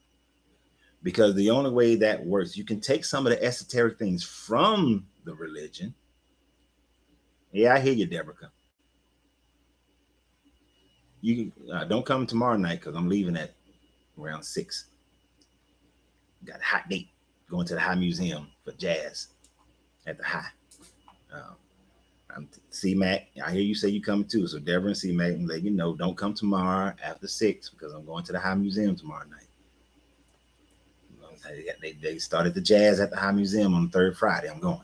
So if any of y'all in Atlanta, come to the High Museum for jazz at tomorrow night. I'll see you, talk to you, but I ain't gonna talk to you too long because I'm on a date. So, but what was I saying? Anyway, I was telling her that she like, look, I used to tell her all the time, you pull the esoteric to help you into an understanding. You open up your chakras to help you into that understanding. You balance your life. We talked about somebody said, I forgot who said it, that you come, yeah, a karmic debt. It is not a karmic debt. It is your karma that creates all the imagery through this whole process. Your good karma creates the good imagery in the beginning. Your karma produces the imagery in the middle. Your bad karma produce all that negative stuff at the end that causes you to run into the hungry ghost state and then having a desire for a body because that's what you know. So your karmic debt, when the Buddhists talk about satisfying your dharma and getting rid of your karma, you don't want to get rid of your karma, because for most people, I believe, for most people, you are more suited to recognize the mental projection of things when you're in the negative states. When y'all are in the heavenly state, y'all ain't gonna recognize that this is all a projection of your mind, because you're gonna want that. That's the stuff you want. You're like, yeah, I like this right here. What? Think about the Islamic. What? I got 72 virgins. 72. I got 72 virgins, y'all. Most Islamic males, men who live this a male life this time around, they're gonna be like, this is the spot. This is what I'm talking about. Oh, my masculinity with my 72 virgins. They ain't gonna know it. They're gonna be happy right there. Then them virgins gonna get on their nerves. And then they're gonna go into their next state. all the all the Christians, oh, I'm in heaven. I see the pearly gates. Half of them, most of them ain't gonna make it past the pearly gates before they start getting into the negative. Let me tell you why. Because that book of judgment, that judgment, they come up to the gate and it's a judgment. And that's when their negative is going to come in, because that's when the mind is going to start projecting all the negative stuff. Most of them ain't gonna make it into the gate. Now, some of those who truly believe that they were forgiven through this blood of Jesus, they might make it through the gate. And they'll see some some streets made of gold and all that kind of stuff. But then it's come to the praying all the time, and then the 12 trees, and then they ain't gonna see none of their family members there. They ain't gonna see nobody. They ain't gonna see the people they think they're gonna see. And then that negative stuff's gonna start coming in. I mean, think about it. According to their own story, they already believe that you can be in heaven and have negativity, because according to their own story in the book of Enoch, and what they reference the book of Enoch throughout the book, it talks about there being a war in heaven. If heaven is such a nice, peaceful, loving place, then how can the devil actually start a war in heaven, right? That is a mind, that's something in their mind. So when they get there, they will still not recognize that this ain't heaven.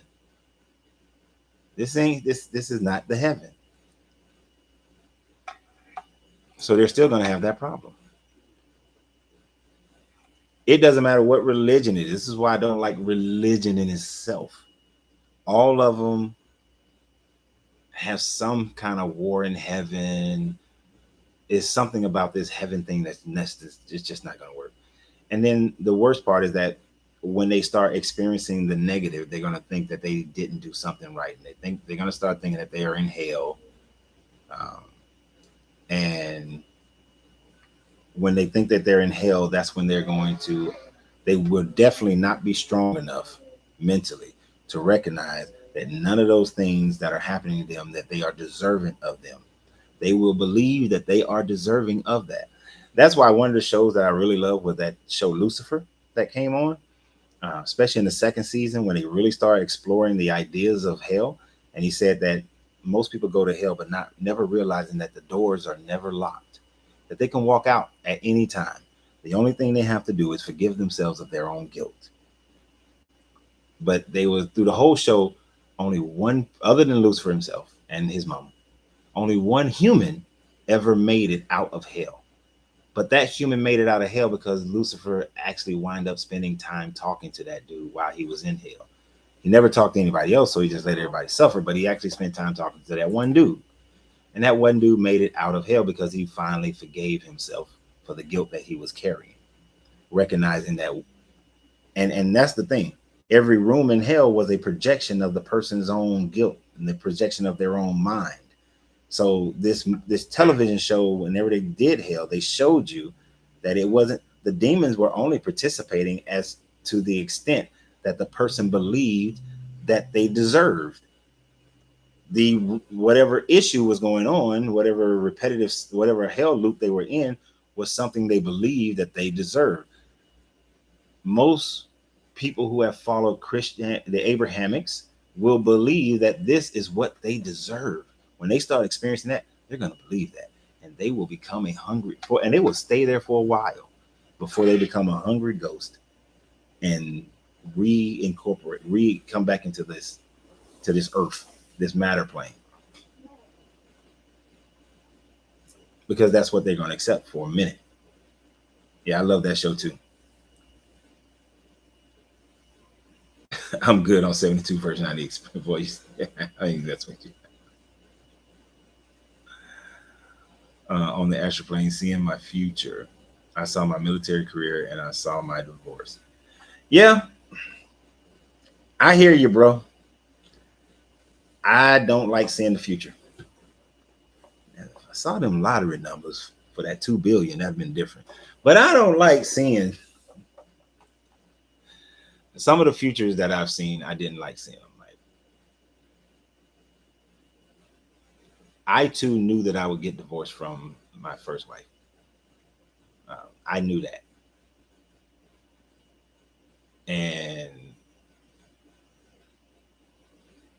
it bothered me because I was like, that can't be.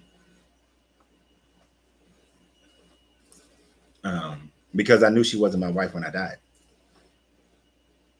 And well, and I thought I died. I thought it was a death dream, but it wasn't. It was actually just an astral projection dream. It was just me astral projecting while I was in the house, and then my daughters came over. But I knew I had 2 daughters. Um, but I knew I wasn't married to her. I wasn't married to her, and she hadn't died. So I knew that at some point we would get a divorce. Didn't know when, didn't know how, didn't know what would cause it, nothing like that. But I knew that it would happen, and I knew that I had another wife that I could not see. And anytime I had that dream, I could not see that. And then one time I did see a face. I saw a face, and I knew that I was lying in bed with that face.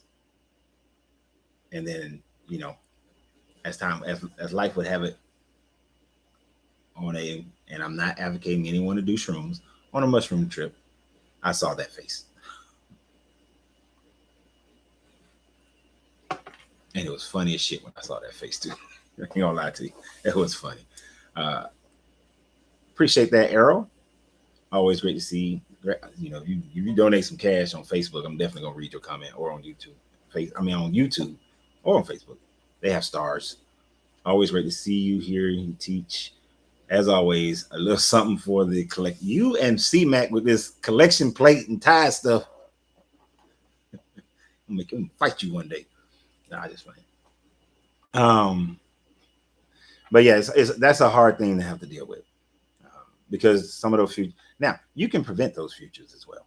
You can change those futures if they are detailed enough where you can recognize what's going on, and then what changes you need to make. So, like, even though the movie sucked, Black Adam, when it didn't suck. I don't think it sucked. It just wasn't good. When he told the guy that he wasn't going to die of being shot by a gun, that he was going to die by electricity, and he was like, "But I'm an electrician." Okay, stop being an electrician. Stay away from electricity. I wouldn't plug nothing. I would go so far as I ain't plugging in nothing until I think I'm ready to die. Then I was like, okay. I know that's kind of a low level way of explaining that, but if there are certain things, you dream, you see it, you can make changes to it. Everything that you dream is not finite, because it's not. Now, I will tell you this. The only time you have true free will, I mean true free will, is when you're going through samsara.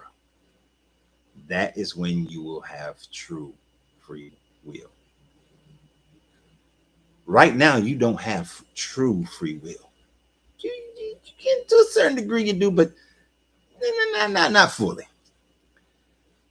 Eh, You've been conditioned to be an American, or I know we have somebody on here who comes in. They're New Zealand.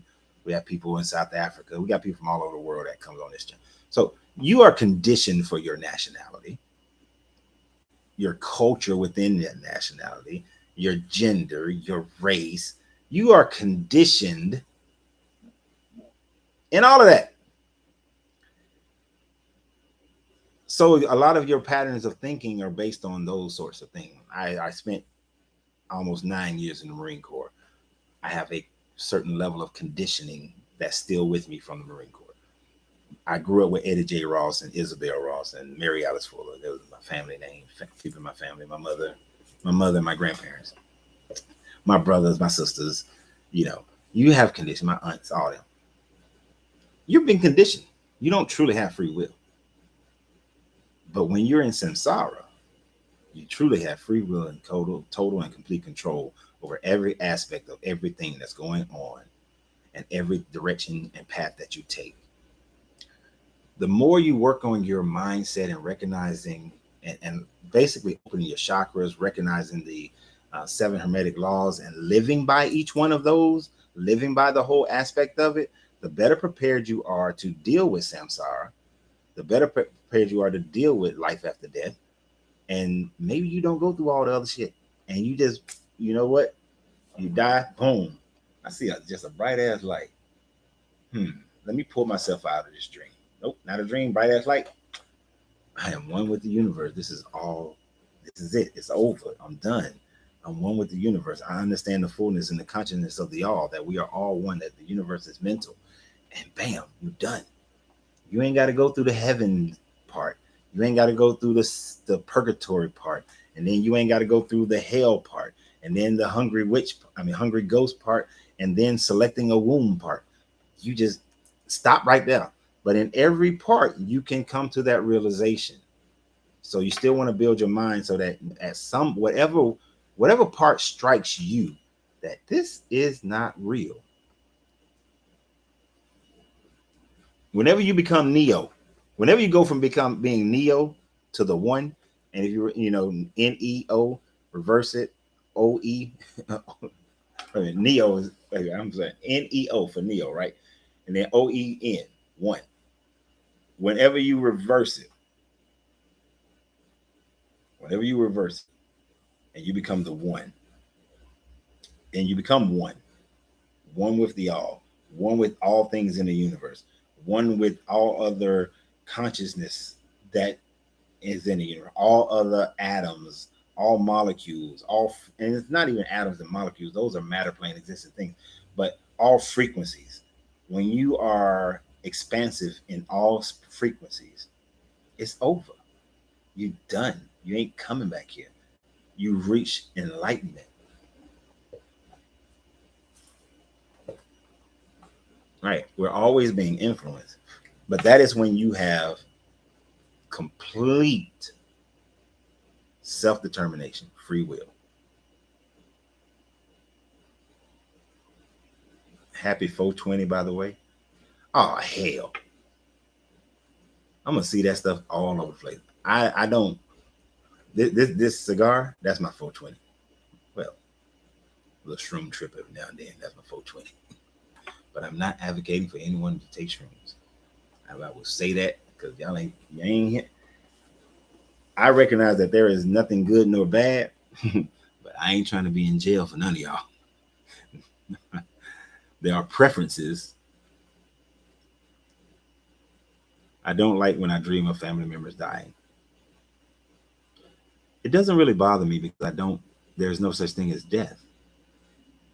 I look at those as preparations. Like I knew that when my grandmother was going to pass away. That's why I didn't want to go to Bosnia and try to get out of that deployment. But, I dealt with it. I talked to her before I left, and I talked to her while I was gone up until that time frame. How does one prepare to never come back to this earth? start this video over and watch the whole thing again. Honestly, the short version of how to prepare. One, learn and understand the 7 hermetic laws and then live by them. Utilize them. Learn and understand how to open your chakras. It's a difficult ass process, but live by it and utilize it. Then learn how to control your dreams. Do all these things at the same time, but learn how to control your dreams. When you learn how to control your dreams, and you have to go through stages of learning how to recognize when you're dreaming and you're not on a consistent basis. You may do it every now and then, but on a consistent basis, where I can do it every night. Every night that I sleep, I can, sometimes I even decide what I want to dream about, right? You do these things through meditations and tappings to be able to control it. And then once you learn how to recognize you're in a dream, how to control the dream, and then how to pull yourself out of the dream. The dream part is very important, but you really can't master the dream part until you begin to open your chakras, at least up to the point where your throat chakra is open. Many people will say at your third eye, but your throat chakra first, because at the throat chakra is where you stop lying to yourself about yourself. Like when these people say that God told me this or the ancestors told me that, throat chakra blocked like a big dog, lying to themselves. They're, instead of them just saying, it is within me to tell you X, Y, and Z. Not blame it on an outside party. This is all inside of you. It's not an outside party doing this. This is all you. Nobody else. Nobody else but you. Then the third eye. Opening that one, you got to be prepared for that one. Because you're going to see the same. But the opening your third eye is like a practice run of samsara. Because your mind, when your mind opens to the entirety of the universe, you see shit that could terrify you. But when you recognize that it is all mental and none of it is physical, then why am I afraid? And then that understanding of this is just a meat suit, this is just a body. Why am I holding on? Even if something could harm this body, what does it matter? The body is not me. Then you'll be ready.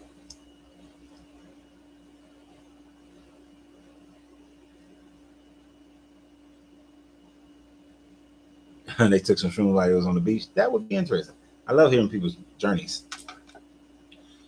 The beetle was used by our ancestors to represent morphing into the new you. That's why they don't use the butterfly. Okay, that's yeah. Is you talking about the scarab beetle?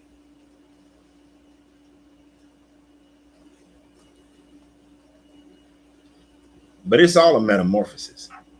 If you think about the Egyptian Book of the Dead, if you know the right spells and you do all the right things, then you get past all these different creations that are trying to harm you. All these different sub deities and spirits that are trying to harm you is what they teach, is what the Egyptian Book of the Dead. And then there are spells that you use to get past them, so that you can get past each one of them. And then you get your heart weighed by a feather of Mayat, and then if it's heavier, then Horus comes and advocates for you, basically takes on your sins. If you know the right spell, takes on your sin, and then you get to go into the field of reeds and live with Osiris. Anubis is your guide through this whole process.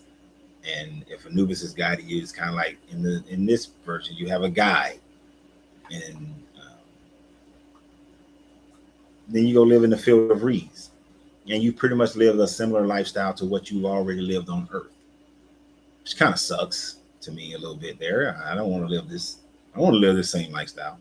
But because I think you will, I don't go with the part where if your heart is heavier than a feather, then Sobek comes and consumes your heart and you cease to exist. No, yeah, it's just reincarnate, you know. And I think for the majority of Egyptians, because there was a price point placed on the Book of the Dead, you have to have enough money to pay a scribe to write out your personal Book of the Dead spells. So it was a price point to it. That diminishes the Book of the Dead tremendously for me as far as it being like, yeah, this is what happens. It's still a culturally biased book, written and written and used for power and money, instead of just telling people the real deal and telling people what's more esoteric and real that's attainable for everybody. Anytime somebody makes something that's not attainable for everybody, it ain't real. It isn't real. When they put a price on it, when they put a devotion to it, the only entity you should be devoted to is you. You. Like, even when you're in a relationship, don't get me wrong, I am devoted to my lady. 100% devoted to my lady. But understand, I'm devoted to my lady because she fits me. You see what I'm saying? That devotion is there because she fits me, makes me happy, takes care of me. And whether she realizes it or not, she is devoted to me because I make her happy. I take care of her.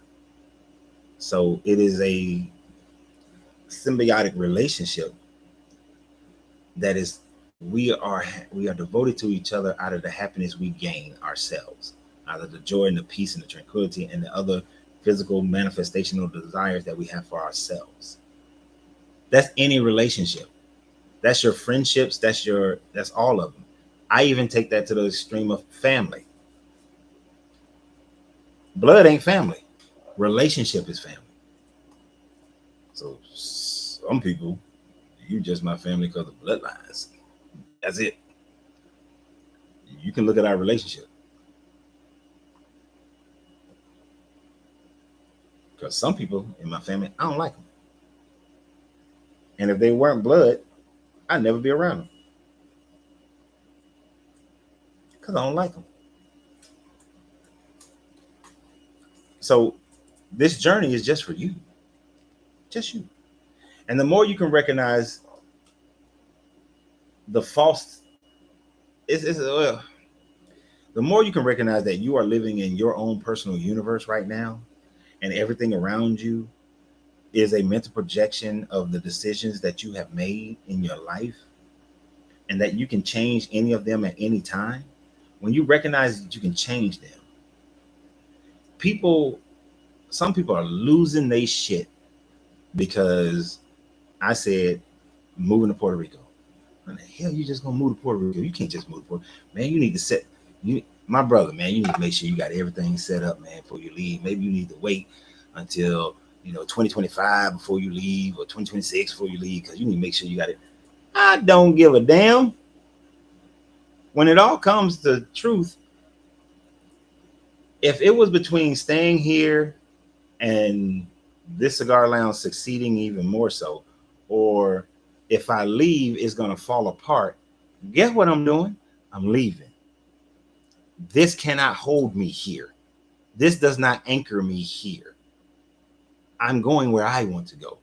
Now, that is me recognizing that I create my own universe. I can be where I want to be. That circumstances don't keep me in my place. They don't keep me here. When people say I can't go somewhere, I can't live somewhere, I can't move somewhere because of a job, I got my job.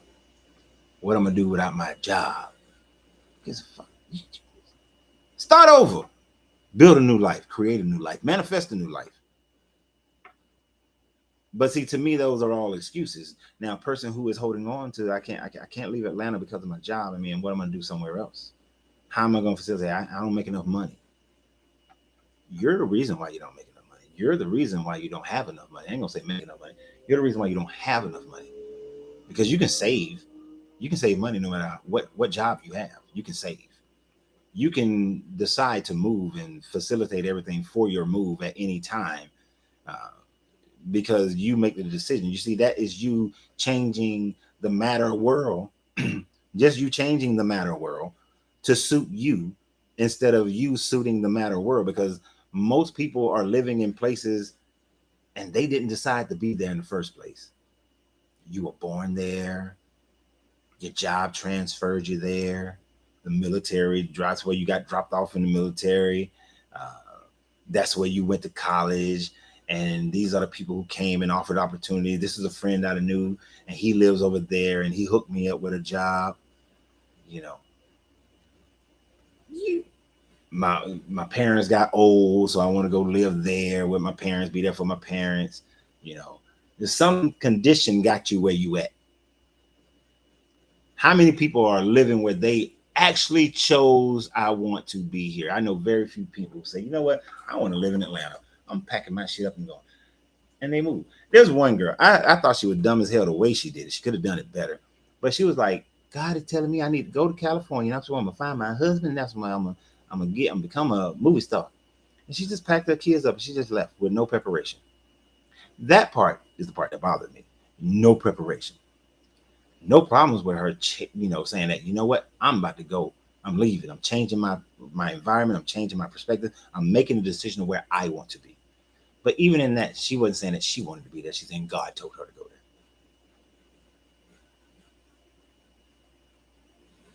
I give her a little bit of props because she changed. She was willing to make that change. She back in Georgia now, or she in Tennessee somewhere. Shit didn't work. And I told her it wasn't going to work. I remember telling her it's not going to work because you're not doing something that's in because of what's inside you. You're doing something for what you believe is outside of you. But she didn't want to listen. I was like, all right. We weren't really friends anyway. She was a friend of my friends, so she was like, that situation. These two are my friends, and that's one of her friends. That's one of their friends. So oftentimes we all four of us might be together, but I wasn't really her friend. But you can't just you. How many people? Most people don't do that. But when you learn how to be able to have enough mental control to change your environment where you are right now, it strengthens you. It strengthens your mind to prepare you for that eventuality of this meat suit giving in. All of our recent geniuses agree everything is energy. Matter doesn't exist. It's just our perception of matter. Exactly. Right. Matter is a slow vibration. My son and his friend took. Oh yeah, I already don't know. Mm-hmm. And how are you? It's 12:21. Y'all know I gotta unlock the front door. Unlock the front door.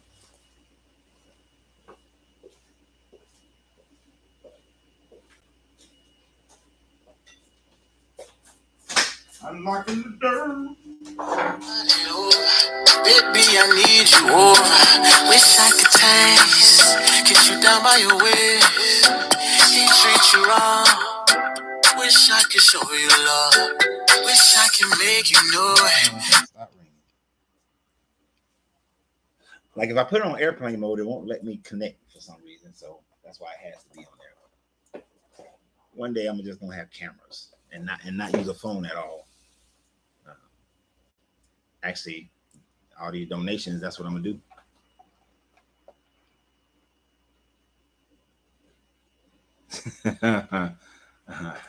Forget that job. Is that what you said? Forget that job. All right. Know thyself. Exactly. You have to know yourself. But that is the time where you're truly going to know yourself is when you leave, when you die. You'll truly, truly know.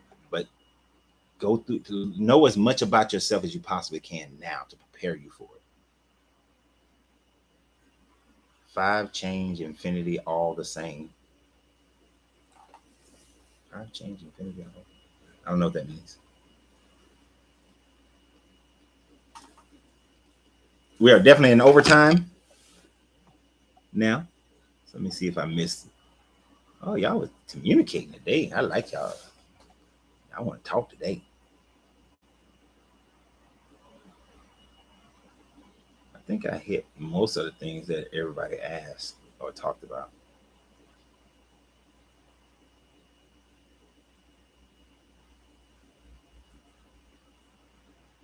Uh,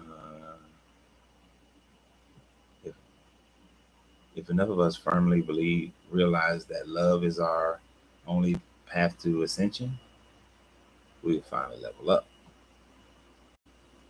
Mm, mm, can't necessarily agree with that. Uh, oh, the number 5 means change. Gotcha. Can't necessarily agree that if we all realize that love is our pathway to ascension, it sounds nice. It really does. It does sound nice. But love is merely one frequency.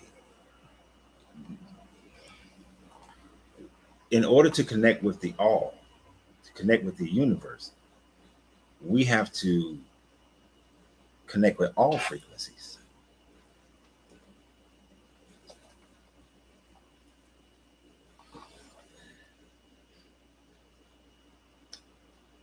Love sounds good, but you have a shadow self, and the shadow self is not bad. It has a purpose. There is nothing in this universe that does not have a purpose. Everything, there's no emptiness, there's no void. Everything has a purpose. As you go through samsara, without the negative, you will not know the positive. So the negative. What was my movie? For Halloween, we had a Halloween party here, and I dressed up as vampire in Brooklyn. And Preacher Paulie said, "Evil is good because evil is necessary. Because without evil, you wouldn't know what a sunny day is. If every day was a sunny day, then how would you know what a sunny day is? You need some rain. Evil. Therefore, if it's necessary, then evil, say it with me, evil is good."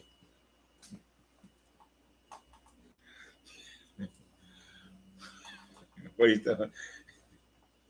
Brother Deacon Jones had a good time with that $2 hope. Ash is good. Evil is good. Get yourself a piece of evil ash. Woo! Yes, I will entertain myself.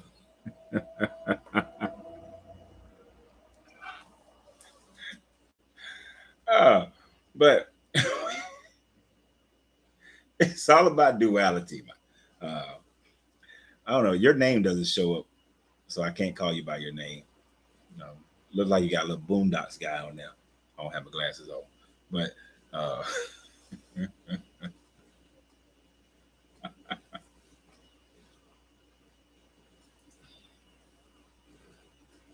there must be duality in existence in order to have existence. You know what I'm saying? This is where you have the law of polarity is always. Oh, Huey, is that a Boondocks character? I've never watched an episode of the Boondocks. People just talk about it, and they keep telling me I need to watch it. But all that N word just be driving me crazy. So that's why I've never watched it. But so I was saying, like, some of the things that we have to learn and understand.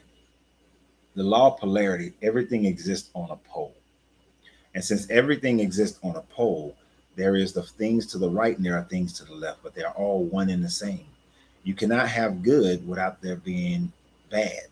You cannot have you cannot have light without there being darkness. You can't have hot without there being cold. And really, there's no such thing as hot and cold. There is just temperature.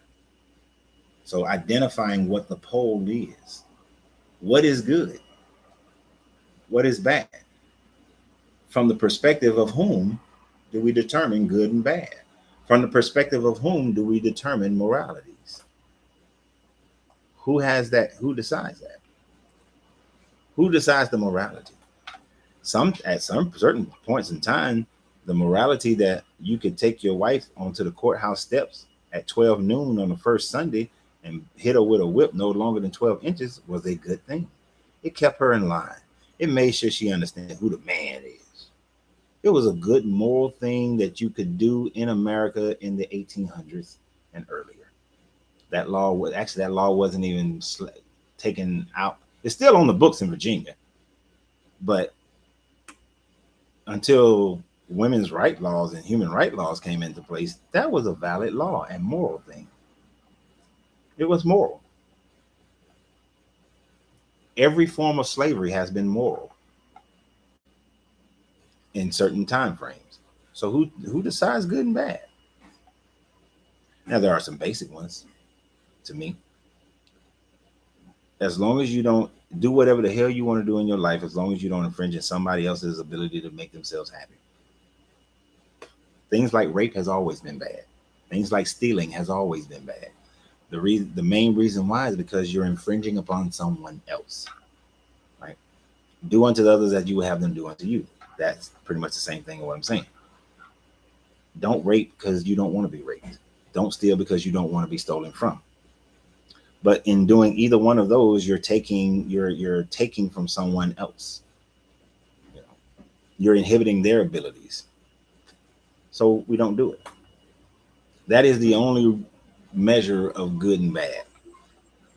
All this other stuff, these fake laws, they're cultural biases.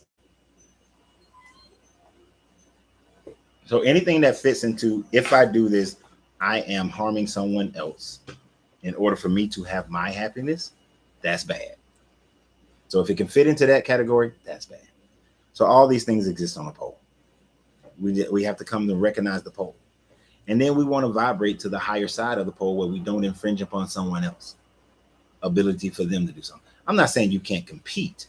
You can compete, but unfair competition, where you are purposely sabotaging the other person, that's wrong.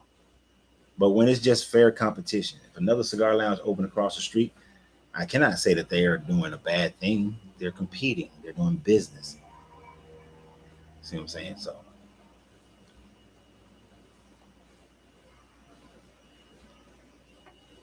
that is why I know how to say that, but I'm messing it up. The 13th damn zodiac is necessary. He has no opposition, no duality, no polarity, just one. Uh, that black dot in the center of the zodiac is oh, he is oneness. I'm gonna listen to that word and say it so I can get it. Because I've said it before, I just don't use it enough to remember how to say it. Officious, I think is how you say it. I'm not sure.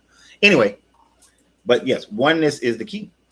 Understanding the oneness of all things, the vibration of all things, the balance of the masculine and the feminine of all things. In order to manifest anything through the law of mentalism, that we have to understand there is a balance between your masculine and feminine energy in order to do so.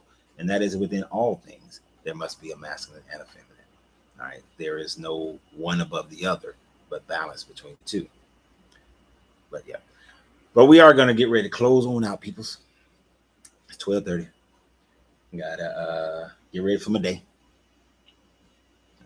But yeah, this has been great. I really enjoyed it. I want to thank everybody who donated financially. Arrow, CMAC, you guys are tried and true. I appreciate you. The members, people who are members on the YouTube channel, I appreciate your donations. Everybody who, I think Deborah gave stars on Facebook, I appreciate that tremendously. Everybody who shares and likes the videos, I appreciate that. It helps get the videos out. Um, keep hitting sharing it, keep sending it to other people so that we can grow. We all grow. We all participate in that growth. And we recognize that we are all here to grow and teach one another and learn from one another and grow with one another. That's my master plan. So y'all have a great day. And remember, you got to free yourself to be yourself because your greatness is non-negotiable. Good journey, good vibration. And I don't know what the hell we're talking about tomorrow, but I'll figure it out before the end of the day. So y'all have a good one.